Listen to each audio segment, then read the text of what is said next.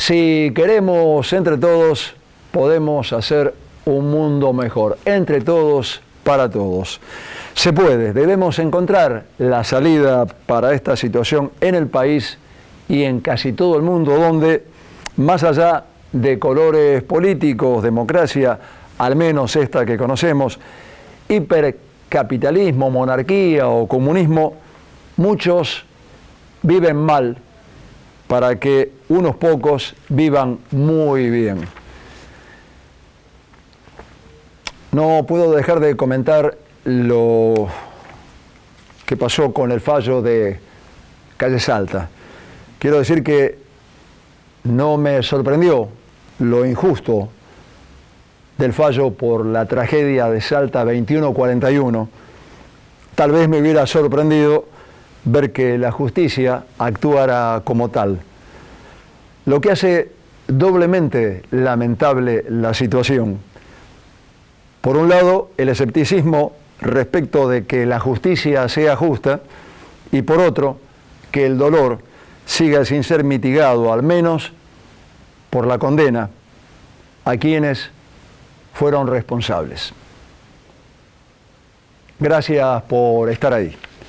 Hoy para ustedes, entrevistas a Carlos Andreossi, Eduardo Pichone, Angie Strapa, Emilien Bufar, Alejandra Ramírez, Sabrina Grech, Vanessa Florentino, Ariana Carbó, Silvia Pagliano, Belén Rimini, Eduardo Cerón, Javier Carrijajo, agenda filmada y más. Antes, como de costumbre, los auspiciantes y el deseo de siempre. De aquel lado, esténse bien.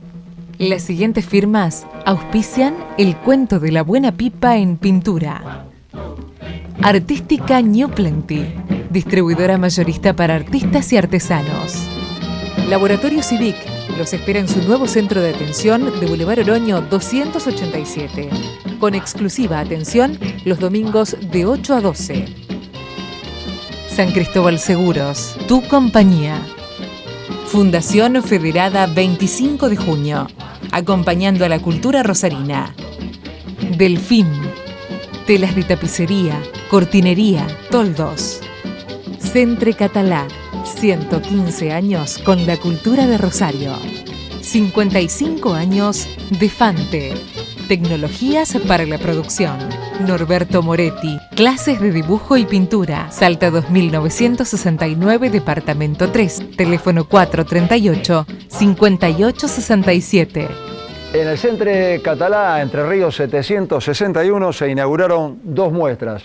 Una de fotografías, Los colores del Perú, de Ariana Carbó, y otra, Tardes de Marina, dibujos de Sabrina Grech y Contemplación meditativa, El cielo como elemento, pinturas de Vanessa Florentino. Hablé con las tres la noche de la inauguración. Van las notas y las imágenes. ¿Las fotos son tomadas en Perú de un viaje que hiciste recientemente? El viaje lo hice hace un año, pero como que tenía que poner un poco de distancia emocional para poder hacer la selección de fotos, así que cuando Flor este año me dice que había una fecha disponible y yo esto lo tenía en mente ya desde antes de irme, le dije, bueno, espérate. Yo fui a buscar los colores de Perú y me encontré con un viaje totalmente diferente, un viaje que terminó siendo más místico que fotográfico. Y realmente no sabía qué era lo que había fotografiado, así que necesitaba como rever los archivos para ver si realmente había logrado captar la esencia de lo que yo quería. Y bueno, cuando vi que sí, lo tenía, que bueno, vamos, armamos la muestra. ¿Qué era lo que vos querías? Yo fui a buscar los colores pensando, obviamente, cuando uno no conoce la cultura, que reflejaban alegría. Y me encontré con una realidad totalmente diferente. Hablo de la parte bien autóctona, ¿verdad? Todo lo que es Valle Sagrado alrededor de Cusco, no lo que es bien citadino. Me encontré con un pueblo sumamente sometido, donde los colores tienen que ver más con su arraigo a tradiciones y a símbolos que a la alegría propiamente. Así que me vine con una sensación totalmente diferente de lo que eran los colores. En esas tres fotos fundamentalmente, que era lo que yo le explicaba a André, le puse un fondo dorado, un fondo plateado y un fondo rojo, que simbolizan el oro, la plata y las piedras preciosas que considero que se las llevaron, que lo único que le quedaron fueron los tejidos. Un viaje de amigas, todas hacemos fotografía, así que un poco jugaba ya de arranque el tema de la foto, pero ya te digo, me terminó sorprendiendo siendo otra cosa. Hay mucha mística y mucha energía, donde uno va, te hablan de que la montaña te sana, que la montaña esto, que la montaña aquello, y de repente cuando uno llega bastante de otro mundo, digamos, no lo podés creer, y después terminás dándote cuenta que sí, que era así. Es lo que sentís en el momento, vas plasmando lo que te va movilizando de algún modo, lo que después yo no sabía si había logrado captar eso que me había ¿Por movilizado. qué esta, por ejemplo? Ellos trabajan muchísimo todo lo que es los escaparates, mucho suelo, muchas tienditas improvisadas, ya te digo, en todo esto que es Valle Sagrado. Entonces un poco reflejaba esto de estar apoyado sobre el suelo y el montón de cosas, en manchones de luz, de cosas que se iluminan y cosas que no, en medio de todo una masacota de elementos mezclados.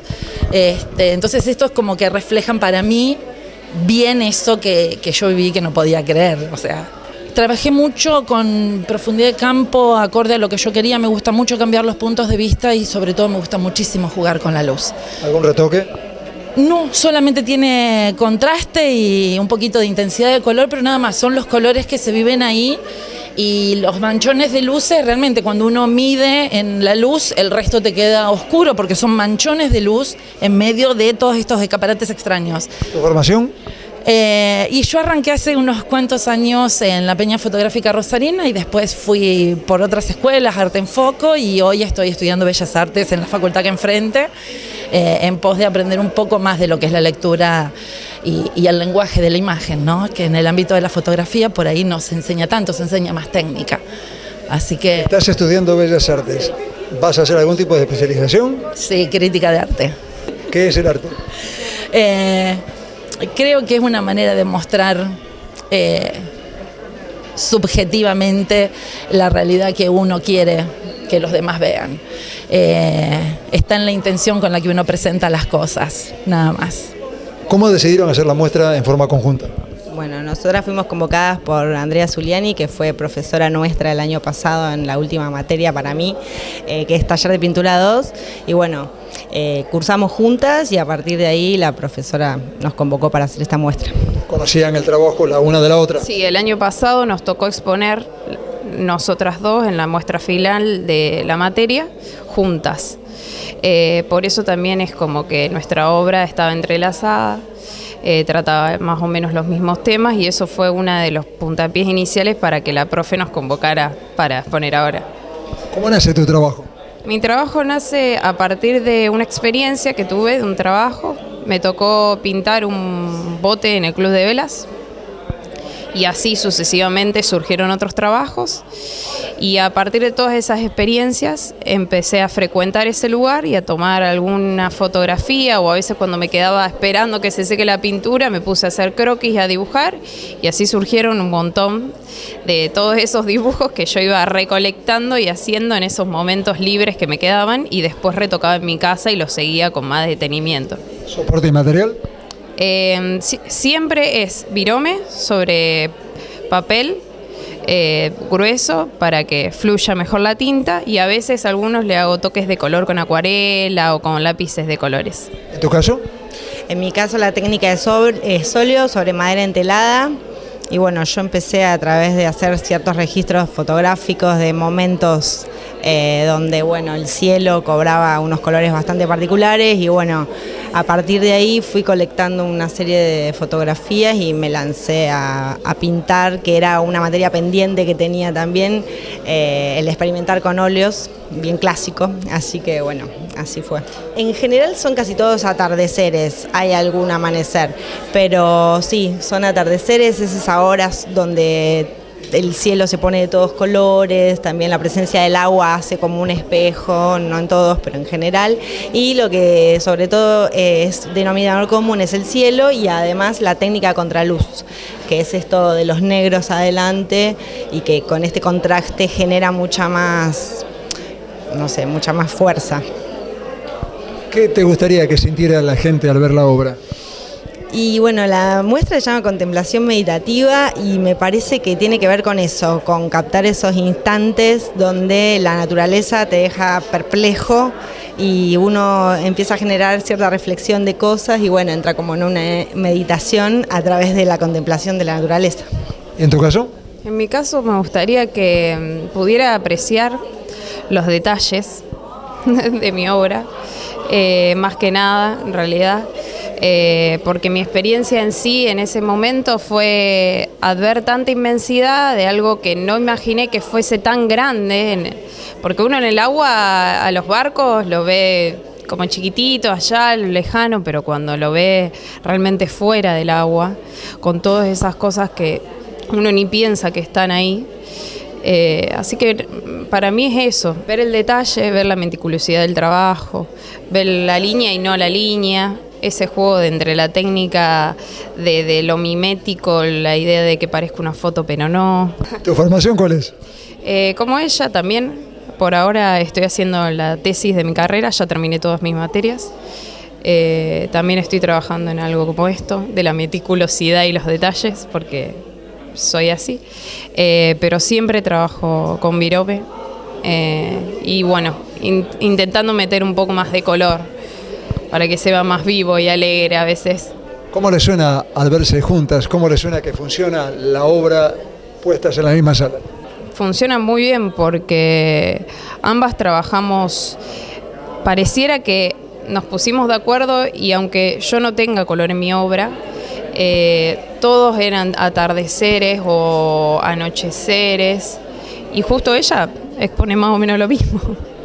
Sí, creo que se complementan bastante bien en ese sentido. Ella va más al detalle, yo me voy un poquito más a lo abstracto, a queriendo ser abstracto este paisaje y aplica todo el color que el otro no tiene y además el tema de lo fluvial, ¿no? Es como que es el previo momento en la marina y ya luego navegando, ¿no? Entonces, bueno, lo pensamos un poco así con Andrea ayer y nos pareció que estaba bueno. ¿Definición para el arte? ¿Tienen alguna? Concepto bastante amplio. No sé, creo que el arte es comunicación.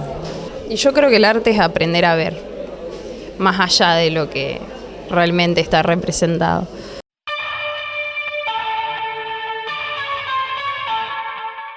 Las exposiciones de Sabrina Grech, Vanessa Florentino y Ariana Carbó en el Centre Català podrán ser vistas durante todo este mes de julio en Entre Ríos 761. Belén Rímini está exponiendo bien en subsuelo Balcarce 235 en el espacio Gabinete. La muestra fue curada por Paula Grassini. Estuve allí la noche de la inauguración, la entrevisté a Belén Rímini. Esto es lo que dijo. Empezó a principio de año esta serie, en enero más o menos, pero bueno, después surgió la posibilidad real de exposición y qué sé yo, por ahí, a partir de abril como que empecé a trabajar con un poco más en concreto en esta muestra. Contame cómo haces el trabajo.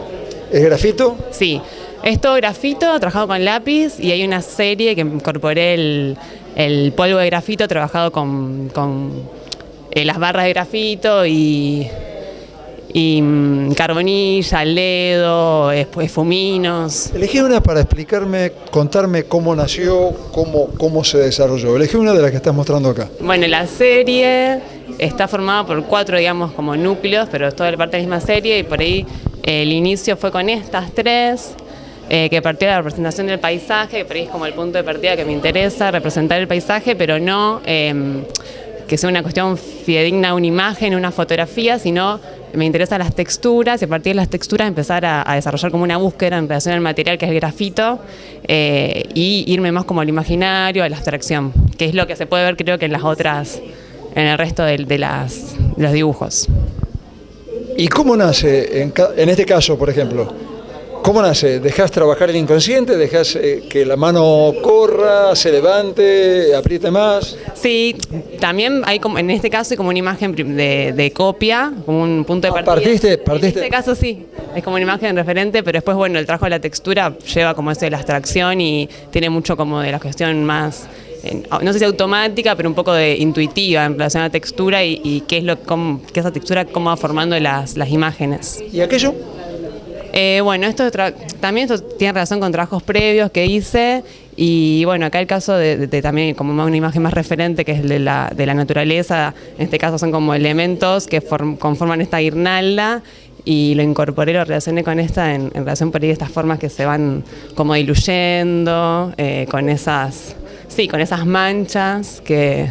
Cuando la estabas haciendo, ¿pensabas exhibirla de esta manera o fue surgiendo después y es trabajo también de la curadora, Paula Graciani, con quien estudiaste en algún momento, ¿no? Sí, estudié pintura con ella. En realidad, el modo de exposición nace de una serie anterior, que yo ya había pensado esta idea de la guirnalda y de exponerla así sin marco, y bueno, como que esta fue otra, por ahí un poco más compleja de esa primera vez. Acá como que le agregué otro nivel, digamos, de dibujo, y sí, me interesa esa... Fue digamos, ya sabía cómo iba a ser el montaje, sí, exactamente. ¿Y en este caso? Sí, no, esto surgió, digamos, primero el dibujo y después el modo de montaje y por ahí también de unión de los dibujos entre sí, que no fue pensado, digamos, de primera instancia.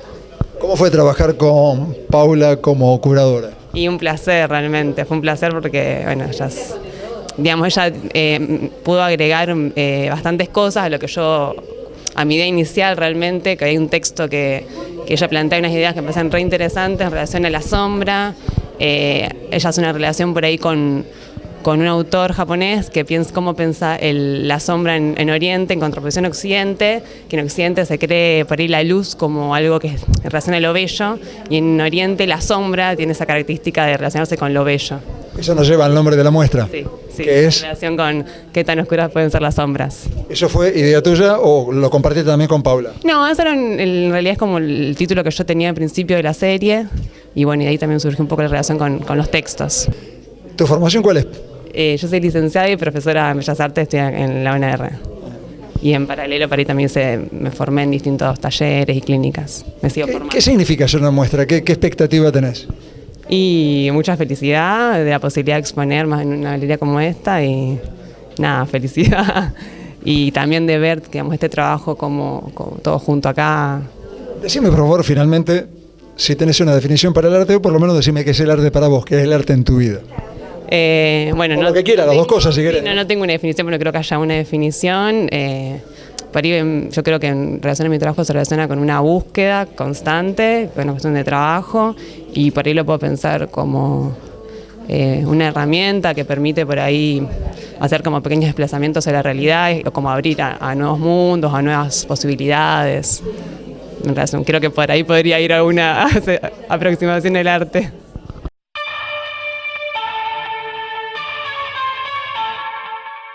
Fundación Federada 25 de junio y Federada Salud anuncian su tercer concurso abierto de pintura y fotografía en el marco de las celebraciones por el 56º aniversario de Mutual Federada 25 de junio. El certamen es de alcance nacional y tiene por objeto promover las actividades culturales y artísticas, como así también difundir y apoyar el trabajo de los artistas en nuestro país.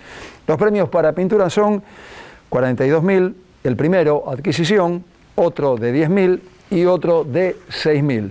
Para fotografía, el primer premio es de 6.000 pesos, más voucher en Federada Farmacia por 1.500 pesos, otro premio de 4.000 y voucher también por 1.500, y otro premio de 2.000 más igualmente un voucher de 1.500 pesos. En ambos casos habrá menciones especiales, pero no serán económicas.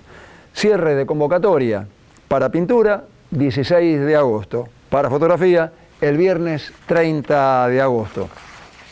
La exposición de las obras seleccionadas se va a llevar a cabo en Moreno 1222, sede de Federada Salud. Bases y condiciones para quienes quieran mayores informes en www.fundacionfederada.org.ar.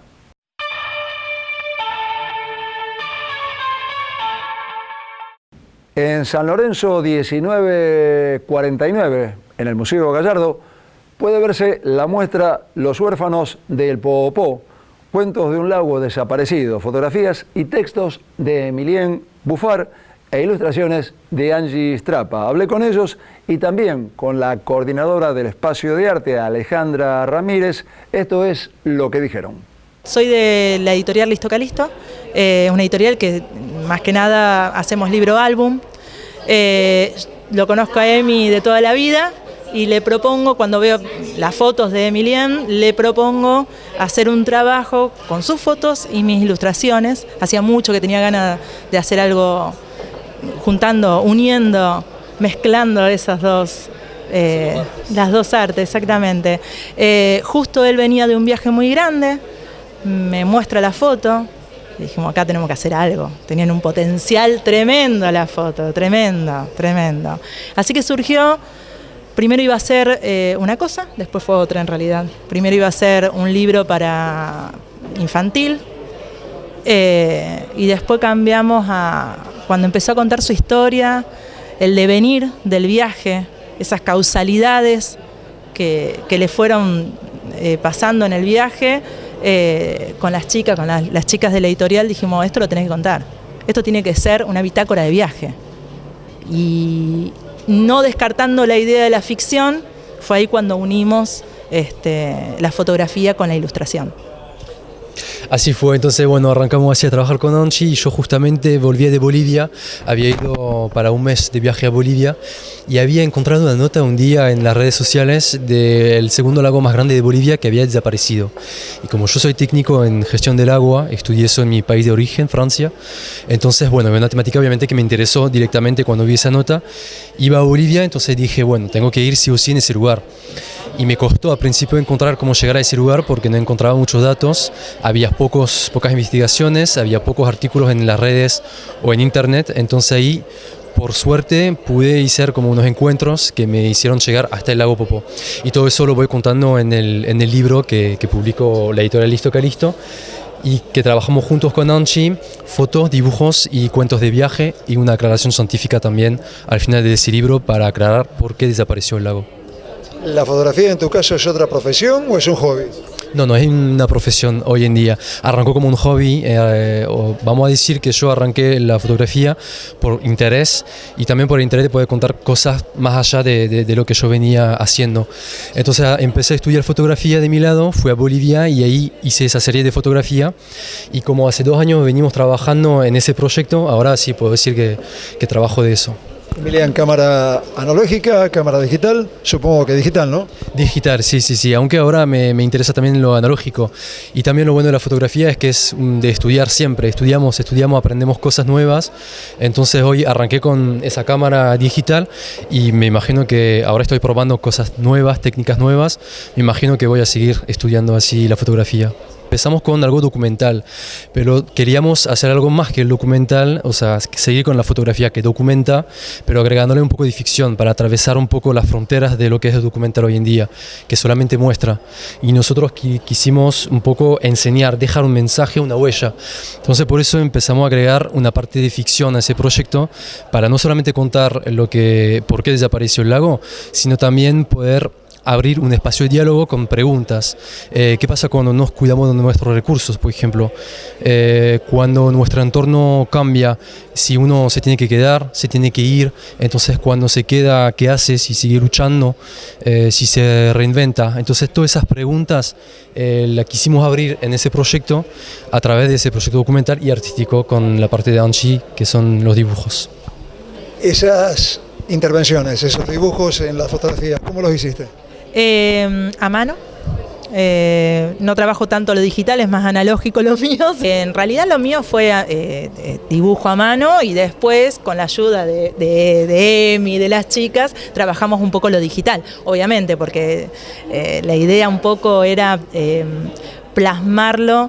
De cierta manera la idea de los dibujos es que identifiquen con estos fantasmas que tuvieron lugar en el lago y que desaparecieron, ¿no? Entonces son dibujos donde la persona es bastante fantasmagórica, si se quiere, ¿no?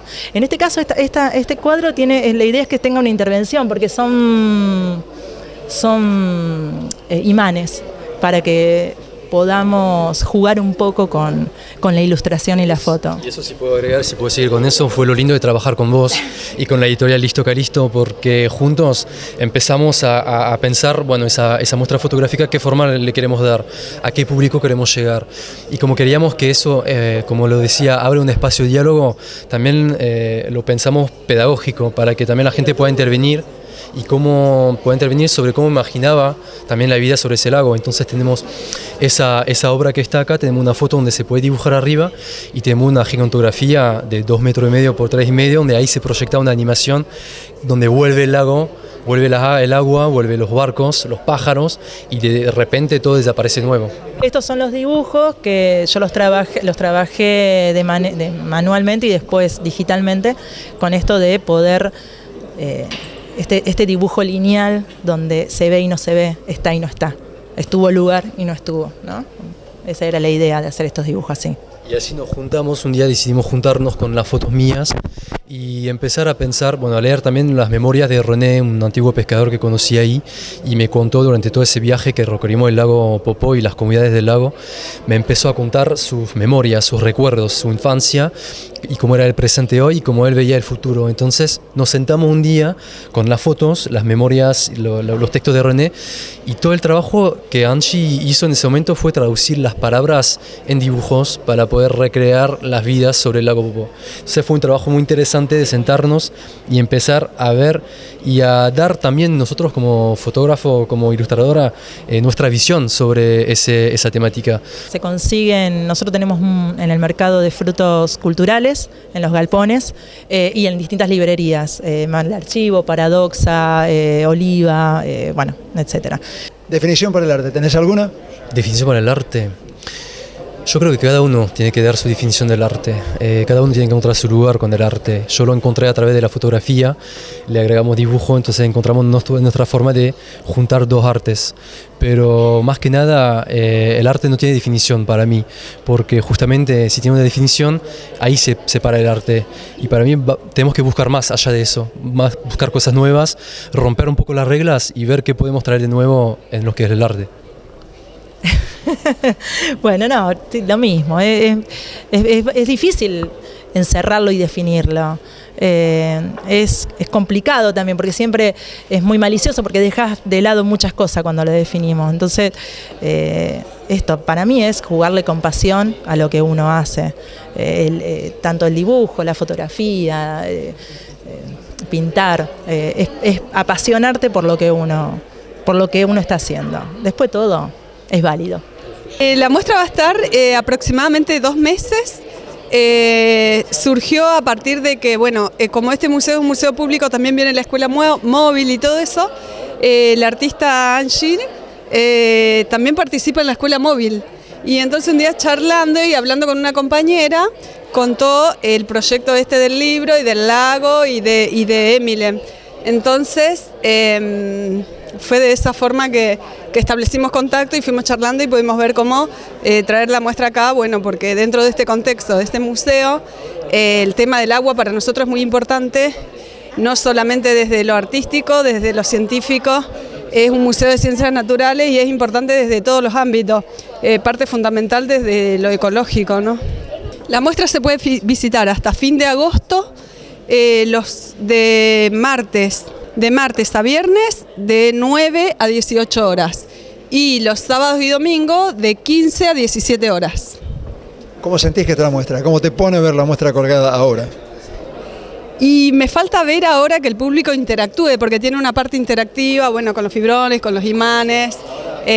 Sí, me da gusto ver tanta gente acá y me da gusto ver que esto se involucra también un poco, ¿no?, con un libro, como que siento que es una muestra que puede trascender bastante porque tiene muchas miradas, ¿sí?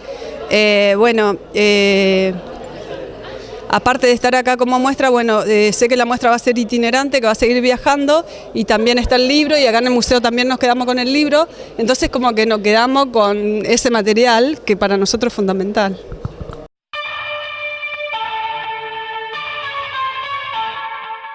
Vamos a recordar a un gran artista, Paul Gauguin, a través de su historia, viendo imágenes de su magnífica pintura Y hablando de una película reciente sobre su vida en Tahití, llamada precisamente Gauguin, Viaje a Tahití, de 2017. El pintor francés Eugène-Henri Paul Gauguin nació en 1848 y murió en 1903. Siempre añoró su niñez, era su paraíso perdido, paraíso que siempre quiso reencontrar, probablemente sin lograrlo a pesar de su exilio en Tahití. Ese lugar ideal en su alma y en sus recuerdos era Perú. El año en que nació, el ambiente revolucionario que se vivía en París era la respuesta contra el régimen impuesto por la Restauración. Con el fracaso de las revoluciones liberales, el padre de Gauguin, periodista, perdió el empleo al cerrar la publicación en la que trabajaba. Con su esposa, Aline Marie, que tenía entonces 22 años, su hija Marie y el pequeño Paul viajaron a Perú, donde la familia de su mujer había logrado hacer fortuna. No llegó, murió de un infarto en el viaje. Su esposa, con Paul y con su hermana Marie, llegaron a la casa de sus parientes. Allí el futuro pintor se crió guardando para siempre en su memoria y en sus sentimientos la luz de ese país, sus colores, su vegetación, los vestidos y el aspecto exótico de sus dos niñeras, una africana y otra china, así como la colección de cerámica precolombina de su madre. A los 6 años debieron dejar Perú y se instalaron en Orleans. La vida en esa ciudad gris y provinciana fue el comienzo de la perpetua nostalgia de Gauguin, que despreció la artificiosidad de la vida europea y finalmente buscó en Tahití la autenticidad. Gauguin era corredor de bolsa, estaba casado con Mette Gad, de origen danés, con quien tuvieron 4 hijos. Era bueno en los negocios, pero la pintura, que al comienzo solo ocupaba sus ratos libres, terminó haciéndolo desear, y así lo hizo, dedicarse todo el tiempo a ella. Estuvo un tiempo en Arles, en la casa amarilla que había pergeñado Van Gogh, hasta que se pelearon, solo porque su familia no lo acompañó. En busca de su paraíso viajó a la Martinica primero, para en 1891 ir a la Polinesia francesa, donde, decepcionado por la influencia de la vida europea en las costumbres de sus habitantes, se trasladó a Matallea, donde los colores, el primitivismo de los nativos cambiaron su pintura definitivamente. Una indígena teura fue mujer del pintor y también su modelo en reiteradas ocasiones. Un breve regreso a Europa y nuevamente otro viaje a Tahití, donde finalmente murió en 1903 de sífilis. Inevitablemente de su persona se han ocupado cada vez que alguien hizo una película biográfica sobre Van Gogh. Aunque en 1945, en La Luna y 6 peniques de Albert Lewin, se adaptaba la novela de Somerset Maugham sobre el pintor, encarnado en la pantalla por George Sanders. Posiblemente tanto Van Gogh como Gauguin consiguieron ser reflejados con bastante aproximación. Se hicieron muchas películas sobre Van Gogh, quizá la que mejor los reflejaba a ambos fue Sed de Vivir, de Vincent Minnelli, de 1956, donde Kirk Douglas era Van Gogh y Anthony Quinn era Gauguin, papel por el que consiguió el Oscar de ese año. En 2017 se hizo una película, otra nueva película sobre Gauguin y su vida en Tahití, llamada Gauguin, Viaje a Tahití, de Edouard Leduc, con Vincent Cassel como protagonista y Malik Sidi y también Ian McCamey, en la que se narra su exilio a Tahití para reencontrarse con el paraíso y la verdad, lejos de los convencionalismos y conflictos de Europa. En la selva, en soledad, en una pobreza casi miserable, va a conocer a Teura, su esposa, modelo además en muchas de sus pinturas. Las críticas no fueron demasiado elogiosas para con la película, que sin embargo tiene el mérito de mostrar el hermoso y exótico paisaje que deseaba Gauguin, su vida en la isla, sus penurias, amores y dificultades, la enfermedad y la muerte. Lo mejor, indudablemente, la interpretación de Vincent Cassel, totalmente metido en el personaje. Se le puede achacar, y con toda razón, la poca profundización en lo que hace al arte en sí, a su pasión por la pintura, a la pasión que el artista sentía por pintar. El énfasis parece estar más puesto en los ambientes y en las atmósferas, que por otra parte están muy bien conseguidos. En suma, no es una gran película, pero la fotografía, la actuación de Cassel y meterse un poco en la vida de este gran pintor que fue Paul Gauguin hacen que se pueda ver igualmente con interés.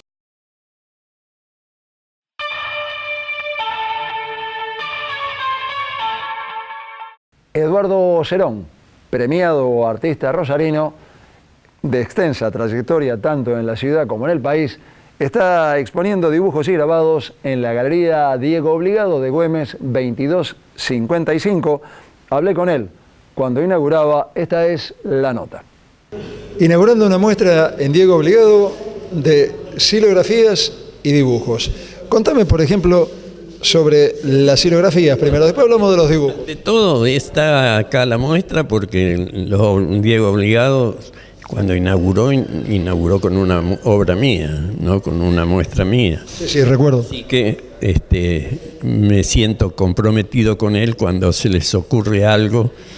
Y estuvieron en la muestra del ECU y les llamó la atención esta parte. La han seleccionado y veo que de alguna manera se ponen de relieve mejor que en la gran muestra, ¿no? ¿De qué época es? Fijándome en la fecha 66. Yo en esa época hice unos cuantos grabados. Incluso tengo algunos grabados grandes que se hizo alguna sola estampa y después no se volvió a estampar y no los he sacado más. Además, una vez las había prestado a las estampas y volvieron en malas condiciones.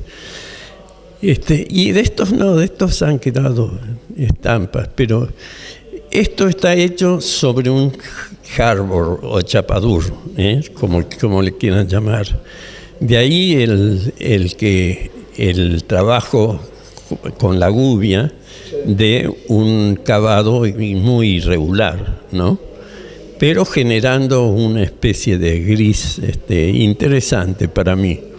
En ese caso es lo mismo, todo el fondo está intervenido por mí, está hecho con una pequeña gubia probablemente, trazos continuos y sistemáticos, y el óvalo central tiene una serie de variaciones que son propias del material, que probablemente se deben al entindado, porque recuerdo yo que cuando de estos hicimos un tiraje, hicimos varios, y algunos salían más grises, otros más negros, y la verdad que no recuerdo cuántos se imprimieron. Lo que sí sé que algunos se regalaron, otros se vendieron y es uno de los pocos que han circulado. De todas maneras, Eduardo, aunque hayan sido vistos en la muestra del año pasado en el ECU, evidentemente en cada lugar se ven de forma diferente. Así es, ¿no? Este montaje de acá lo hace también diferente. Sí, yo me doy cuenta que el contexto los hace vivir de otra manera, ¿no? Así que yo tenía mis dudas cuando me vinieron y me buscaron en el taller el material y dije, ¿qué van a hacer con esto? Y bueno, y veo que cuando vine ayer y lo vi colgado me pareció fantástico. Excelente resultado, exactamente. Háblame de los dibujos, por favor.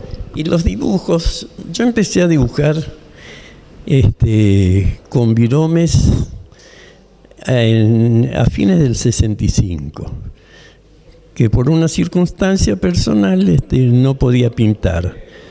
Y bueno, y yendo para Villa Gesell, parando en Constitución en esa época, antes de tomar el ómnibus, en una casa de dibujos compré una caja. En aquella época había unas cajas de viromes, de 12 colores de viromes. Y compré también un bloc y en Gesell a las noches, cuando descansábamos en la dueña del complejo donde estábamos, tenía su departamento en lo alto y se veía el mar, era muy lindo y muy tranquilo. Y bueno, y ahí empecé a dibujar. Con la virome podía controlar el trazo y entonces empecé por un circulito y fui extendiendo. y así fueron surgiendo. Lo único que algunos están más elaborados, tienen más de una capa de viromes, otros, los iniciales no, son directamente, de los iniciales acá no hay ninguno. Antes de hacer el trabajo definitivo, ¿hiciste algún tipo de boceto o fuiste trabajando directamente sobre el soporte? Esto se va... ¿Tenías una idea previa, quiero decir? Mira, no sé si tendría idea previa o si iba surgiendo a medida que trabajaba. Yo creo que más bien fue así, cosa que en general yo siempre elaboro de otra forma las obras. Pero el elaborar de otra forma no quiere decir que sea toda una cosa mecánica, ni matemática, ni cosa que se le pueda ocurrir a nadie, ¿no? Sino que también tiene su impronta espontánea, su impronta por necesidad de expresión, en una palabra. De cualquier manera, siempre sos muy cuidadoso con tu producto, con tu creación. Trato, por lo menos. Mira, de aquel dibujo después hice un cuadro, y al hacer el cuadro cambió de proporción porque lo pasé a 60 por 80, ¿no? Ese cuadro me lo compró una venezolana que pasó por el taller una vez, nunca más se supo, ¿no? Pero, en fin, los cuadros van y vienen, ¿no? La última vez que te entrevisté, me dijiste que sí, que seguías trabajando, sí. Menos, pero que seguías trabajando. Menos. He estado medio varado, no varado del todo, pero trabajando muy lentamente. Y sigo trabajando lentamente, pero no produzco lo que produzco en las buenas épocas, digamos. Pero sigo. Decime, ¿qué esperas de una muestra a esta altura de tu carrera, de tu trayectoria? La verdad que, ¿sabes qué espero? Volver a ver las cosas. Realmente, en este momento hay un técnico en computación que me ayuda una vez por semana en casa y me está clasificando fotografiándolos, guardándolos en la computadora, todos los cuadros, envolviéndolos bien, etcétera, etcétera. Me está haciendo una ayuda inesperada que no me imaginaba. Y de paso me saca los cuadros del estante, los veo y de repente me sorprendo con cosas que he hecho a lo largo de la vida, ¿no? ¿Qué sentís? ¿Es una especie de volver a vivir? Es además el redescubrimiento, ¿no? Uno no vuelve a vivir nada, pero en fin, es muy difícil volver a vivir, pero ya bastante convivir, ¿no? Sí, pero realmente volver a reencontrarse con ciertas cosas me da cierta alegría, porque es como que me reconforta a mí mismo. Dije, bueno, tan malo no era. Sos un hombre que ha recibido a lo largo de su vida, sobre todo en los últimos años, muchas satisfacciones a nivel de reconocimiento. Sentís, vos y tu mujer, ¿no? Mele, ¿sentís que es así? Que me doy cuenta que hemos sido muy reconocidos y paulatinamente es como también al rever los cuadros me voy dando cuenta. La clásica de siempre, Eduardo, te he hecho 1000 veces esta pregunta, voy a volver a hacer la misma pregunta. A lo mejor cambiaste de opinión, a lo mejor la cambiaste ligeramente, a lo mejor la cambiaste por completo. Decime, por favor, ¿qué es hoy, en este mes que termina junio, en este mes de junio del año 2019, que es para Eduardo Cerón, inaugurando esta muestra en Diego Obligado, el arte? ¿Qué es hoy el arte para vos? Mira, lo que ha sido siempre algo que me ha sostenido en la vida y que he necesitado, que ha sido un poco la concreción de muchas ideas, de muchas inquietudes, en fin, ha sido parte de mi vida y es mi vida, y creo que es la vida del que lo aprecia también.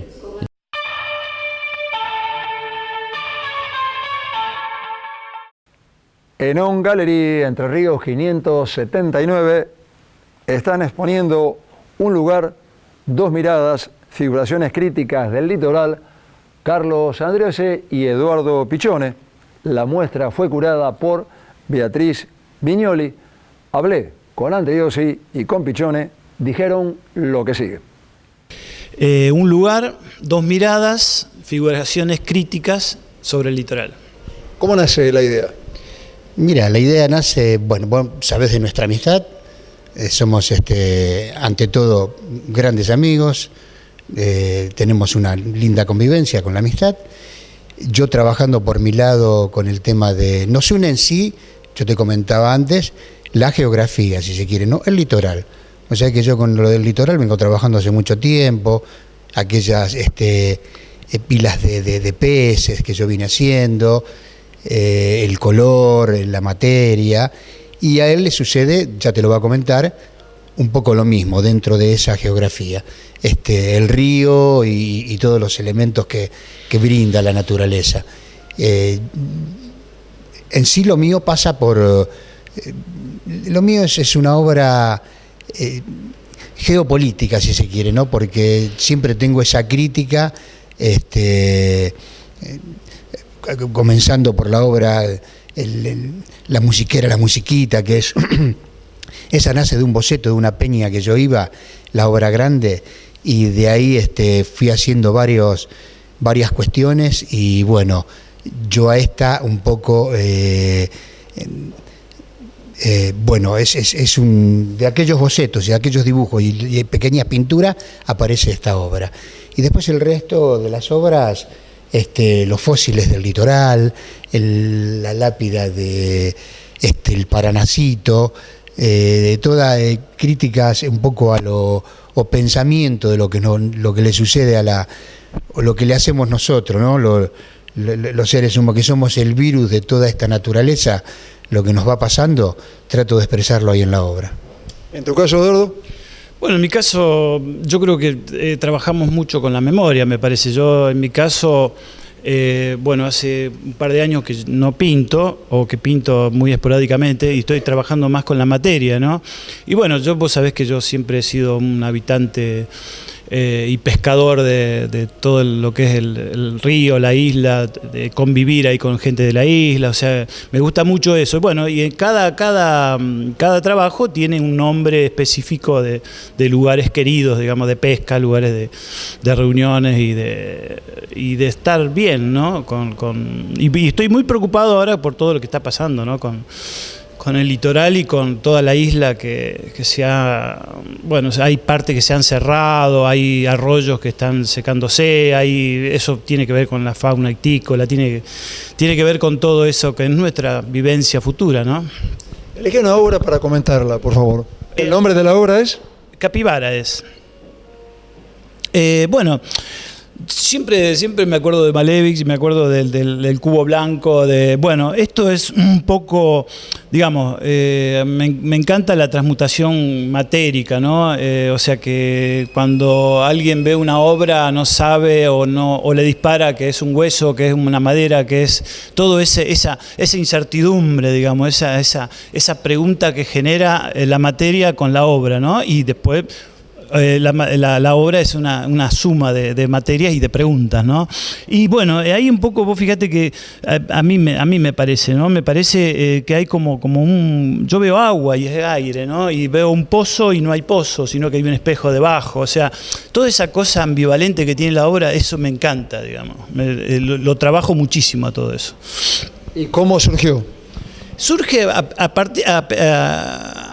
sumando obras, digamos, yo los primeros... ¿Pero hiciste un boceto? ¿La imaginaste visualmente, mentalmente? No, voy trabajando sin bocetos, digamos. La última etapa mía de obra era trabajaba sobre manchas, digamos. Después instalaba un diagrama sobre la mancha, pero siempre trabajaba sobre la mancha, sobre lo que disparaban los colores. Acá es lo que dispara la materia, un poco, ¿no? Y bueno, y eso estoy encantado con eso, con esa ambivalencia matérica y con esa representación. Vos fíjate que ninguna obra tiene algo simbólico, digamos. O sea, no hay, salvo una que está por allá, que es un panal, que bueno, que hay gran preocupación con el panal, ¿no? Ese panal constaba de dos fotografías donde mostraban las dos partes, pues está dividido el panal. Primero lo dividí, después lo uní, pero cuando lo divido saco fotografías de un lado y del otro, totalmente simétricas, pero yo, a propósito, saco parte de uno de los lados y la dejo más confortables. Y entonces después uno todo y lo dejo así. Y bueno, y últimamente me he enterado, he leído que las abejas ya están usando plástico en los panales. O sea, vos fíjate cómo la naturaleza, cómo va hasta reciclando cosas, ¿no? Y eso es muy interesante para mí, siendo que la abeja es fundamental, digamos, en todo lo que tiene que ver con fue declarada el bichito más importante de la naturaleza, ¿no? Por la supervivencia. ¿Es obra reciente toda? Sí, todo este año. Carlos, ¿y vos? Elegí una obra también, por favor, para comentarla. Trato de hacer una interpretación en cuanto a lo que sucede debajo, ¿no? En el río, todo lo que se encuentra, todo lo que se tira, todo lo que está perdido ahí, todo lo que contamina. Y a pesar de que aparece, si ves, se ven unos pececitos, algunas cuestiones. Es una obra que aparece desde la abstracción hacia aquí, ¿no? Van apareciendo cosas, muy trabajada, con mucho tiempo de color, de pincelito. A pesar de que es una obra pequeña, que yo estoy más acostumbrado a la obra más grande, me trajo una labor bastante interesante. Y en esta y en aquella, ahí trabajo con masilla poliéster, con esa especie de objeto que aparece, ¿no? Que también es amorfo, no es algo que tenga una determinación, no es algo, no tiene una interpretación determinada, pero bueno, es una especie de basura debajo de ese... La forma en que manejas la materia, la textura que lográs, ha tenido mucha importancia. Varía ligeramente en esto, no del todo, pero continúa en aquel caso. Sí, bueno, yo siempre tengo una base allí o aquí o en otra, que es resina poliéster, que eso lo vengo trabajando hace mucho tiempo. Sobre eso va apareciendo el color en todas las obras. La materia siempre ha sido algo que me convoca a mí, la convoco yo también, ¿viste? Es algo que yo lo necesito. En los fósiles también utilizo toda resina poliéster.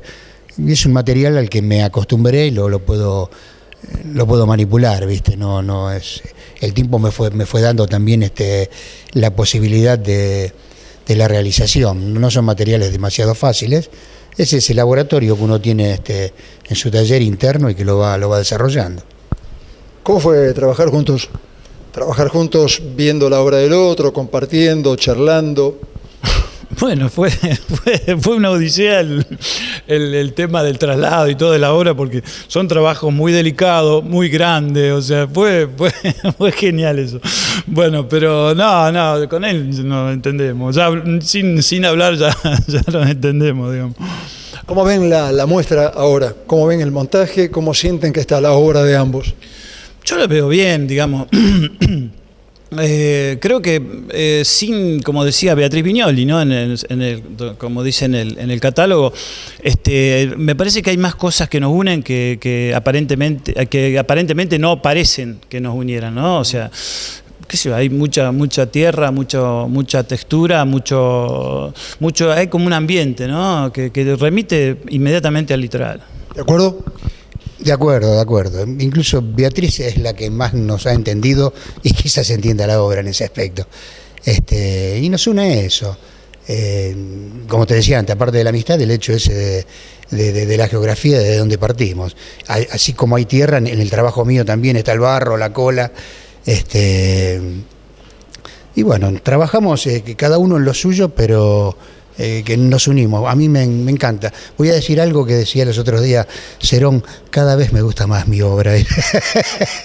Y bueno, y a mí me va gustando lo que va saliendo y particularmente creo que se armó bárbara esta muestra. ¿Sabes? Se pone arriba de una muestra mucha ilusión, mucha plata, mucho tiempo, mucho esfuerzo, mucha dedicación. Generalmente se recibe mucho menos de lo que se pone arriba de la muestra. ¿Qué esperan concretamente? ¿Qué suponen? ¿Qué desearían para la exposición? Qué pregunta compleja, porque yo todavía hoy recién me pude relajar, porque siempre los momentos antes y todo, aparte yo es la primera vez que pongo así objetos acá en Rosario. La otra muestra que hice de objetos fue en Tres Arroyos, en el Museo Mulasi. Y qué sé yo, tenía muchas expectativas, pero ahora es como que estoy relajado y es como, viste, es una muestra más, digamos, interesante, pero bueno, me gusta cómo quedó la muestra, cómo está montada, digamos. Me decís en cuanto a lo mismo, ¿qué esperas? Espero venta, espero que se venda algo, es importante. Hay que continuar y la obra está para venderla. Las expectativas, siguiendo, poder seguir haciendo, poder seguir pintando, poder seguir produciendo, poder seguir teniendo la amistad con él y con otros tantos plásticos. Eso. Y lo más importante de todo esto, yo digo que por ahí en reunión de amigos, es el tema de la libertad.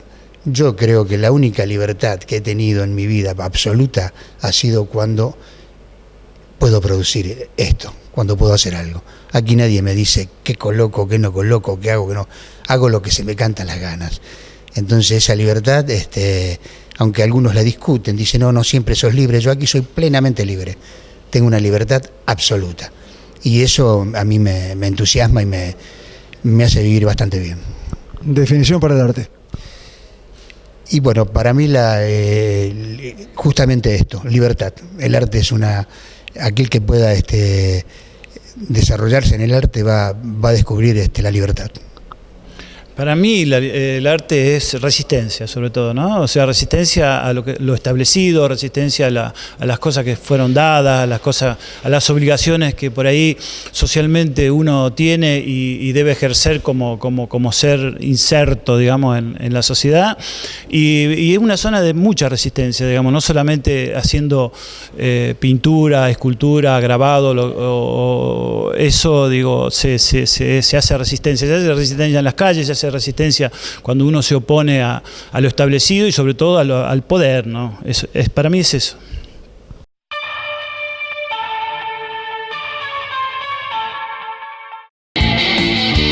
Hay un equipo que está acá, que cuando más lo necesitas, estés donde estés, vayas donde vayas, está siempre cerca tuyo. Yo soy de ese equipo. Asegúrate en la segunda, donde lo primero sos vos. Grupo Asegurador La Segunda. Chau. Esténse bien de aquel lado y recuerden que si queremos entre todos, podemos hacer un mundo mejor. Se puede. Las siguientes firmas auspiciaron El Cuento de la Buena Pipa en pintura. Artística New Plenty, distribuidora mayorista para artistas y artesanos. Laboratorio Civic los espera en su nuevo centro de atención de Boulevard Oroño 287, con exclusiva atención los domingos de 8 a 12. San Cristóbal Seguros, tu compañía. Delfín, telas de tapicería, cortinería, toldos. Centre Catalá, 115 años con la cultura de Rosario. 55 años de Fante. Tecnologías para la producción. Norberto Moretti. Clases de dibujo y pintura. Salta 2969, departamento 3. Teléfono 438-5867.